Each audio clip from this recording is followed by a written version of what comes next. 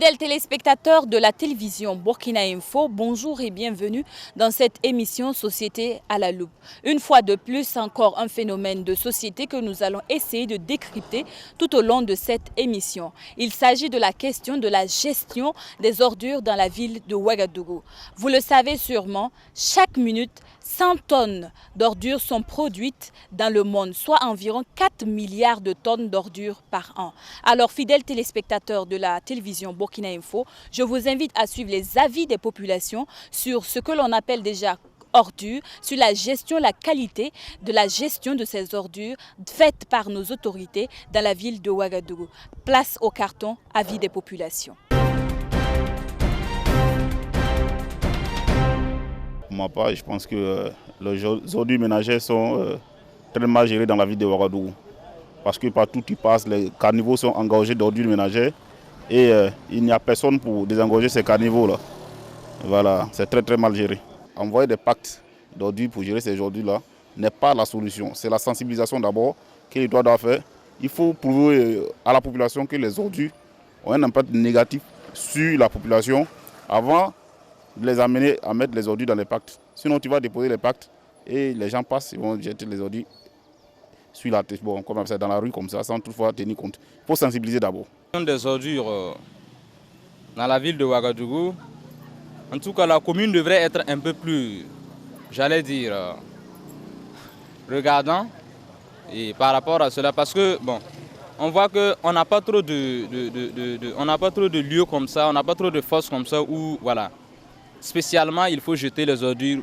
Même dans la ville comme ça, quand on voit, bon, en tout cas, il serait mieux, il serait très bien apprécié de placer, disons, à quelques endroits dans la ville, là, des poubelles un peu, voilà, des poubelles communes. Bon, actuellement, je pense que la gestion des ordures devrait être liée plus aux citoyens, parce que, bon, quand je parle des citoyens, nous jetons les ordures, bien vrai, les mairies s'organisent pour ramasser les ordures, mais il faut que les mentalités changent, parce que c'est un problème d'éducation ici. Et on a beau déposer des poubelles tout autour, partout dans les rues, mais les gens continuent à jeter même les ordures en dessous des poubelles. Donc ici, c'est le changement de mentalité qui va nous permettre de parvenir à la propreté. Les ordures mal gérées qui se retrouvent dans nos caniveaux, voire dans les bacs à ordures juste derrière moi, ont de nombreux impacts déjà sur l'environnement, mais également sur la santé des populations. Place au carton, décryptage avec un spécialiste sur la question. La définition d'un déchet dépend du contexte dans lequel on se trouve. Certains vous diront que les déchets, c'est quoi? C'est tout résidu issu d'un processus de transformation ou de fabrication dont le destinataire destine à l'abandon tout simplement. Souvent, ce qui est considéré comme déchet, par exemple au nord, est toujours utilisé au sud comme étant quelque chose d'utilitaire. Je prends l'exemple des francs solevoirs qui sont considérés comme des déchets quelque part au nord et qui sont encore utilisés par exemple au sud. Voilà, donc le déchet c'est quoi? C'est tout résidu issu d'un processus de fabrication ou de transformation dont le propriétaire destine à l'abandon. Tout simplement. Là, nous sommes sur le site du centre de traitement et de valorisation des déchets. Je rappelle que ce centre s'appelait Centre d'enfouissement technique. Mais comme je le dis et je le répète souvent, désormais, les déchets ne doivent plus être considérés comme étant des matériaux n'ayant pas de valeur, mais plutôt comme étant des ressources auxquelles on peut donner une seconde vie. Voilà pourquoi au niveau de la ville de Ouagadougou, une délibération a été prise pour rebaptiser ce centre d'enfouissement technique en centre de traitement et de valorisation des déchets afin d'intégrer la composante valorisation. La commune de Ouagadougou, à la faveur de l'élaboration d'un schéma directeur de gestion des déchets en 2000, a pu restructurer l'ensemble de la filière déchets. De la précollecte au traitement ici, en passant bien sûr par la collecte et le transport. Et dans la mise en œuvre de notre schéma directeur de gestion des déchets, on a impliqué l'ensemble des acteurs. Les producteurs de déchets qui sont les ménages, les sociétés, les entreprises, les restaurants, les hôtels, les boutiques, les kiosques, etc., etc. On a impliqué les ménages, on a impliqué les groupements associatifs qui nous aident à collecter les ordures, malheureusement souvent à traction asine, c'est-à-dire avec l'aide des charrettes tractées par des ânes. On a impliqué les grosses entreprises privées parce que au niveau du transport, une partie des déchets de la ville est transportée par une entreprise privée. Et le centre de traitement et de valorisation des déchets aussi est géré par une entreprise privée. Donc voici autant d'acteurs, sans oublier la commune de Ouagadougou qui est le maître d'ouvrage. Et le ministère en charge de l'environnement et du développement durable qui joue le rôle de veille et de régulation, en ce sens que c'est lui qui élabore par exemple les textes, par exemple le code de l'environnement, la loi relative au code de l'environnement, les décrets d'application du code de l'environnement, etc., etc. Je rappelle qu'aujourd'hui, Ouagadougou, c'est environ 2 500 000 habitants. Pour 600 000 tonnes d'ordures ménagères générées annuellement. Si vous faites rapidement le calcul, vous allez constater que c'est autour de 1600 tonnes d'ordures qui sont générées quotidiennement dans la ville de Ouagadougou. Et tant bien que mal, nous arrivons à enlever autour de 1000-1200 tonnes d'ordures ménagères quotidiennement et qui sont transportées au niveau du centre de traitement et de valorisation où nous sommes. Donc une partie des déchets est enfuie ici et l'autre est valorisée. Voilà. Avec, comment dirais-je, les conséquences que la mauvaise gestion des déchets peut avoir vis-à-vis de l'environnement, vis-à-vis de la santé publique, vis-à-vis de la santé animale, au niveau de la ville de Ouagadougou, le conseil municipal a toujours placé au centre de ses préoccupations la gestion des déchets, en l'occurrence la gestion des déchets solides, en ce sens que c'est une compétence que l'État central a transférée aux collectivités locales selon le principe de subsidiarité prôné par le Code général des collectivités territoriales du Burkina Faso. Et avec ce centre de traitement et de valorisation des déchets, Ouagadougou est devenu aujourd'hui une référence en Afrique subsaharienne en matière de gestion des déchets, raison pour laquelle beaucoup de villes, beaucoup de pays viennent s'inspirer de l'expérience de la ville de Ouagadougou en matière de gestion des déchets solides. Et je rappelle que ce centre de traitement et de valorisation des déchets, selon le Code de l'environnement du Burkina Faso, fait partie des établissements classés de première catégorie. Ça veut dire quoi? Ça veut dire tout simplement que même si un maire dispose des moyens financiers, même si une commune dispose d'un site, on ne peut pas se mettre comme ça à aménager un centre d'enfouissement technique sans qu'au préalable, le site ne fasse l'objet d'une étude d'impact sur l'environnement, définie par notre code comme étant une étude à caractère analytique et prospectif, afin de permettre de minimiser les impacts négatifs d'un projet ou d'un programme vis-à-vis de l'environnement, également vis-à-vis de la santé publique. Aux abords des canaux, on continue de déverser des ordures. Dans les réserves administratives, dans les cimetières, dans les caniveaux, aux abords des plans d'eau qui sont les barrages numéro 1, 2, 3 de la ville de Ouagadougou, il y en a qui continuent de déverser des déchets quotidiennement. Voilà, ce qui n'est pas normal.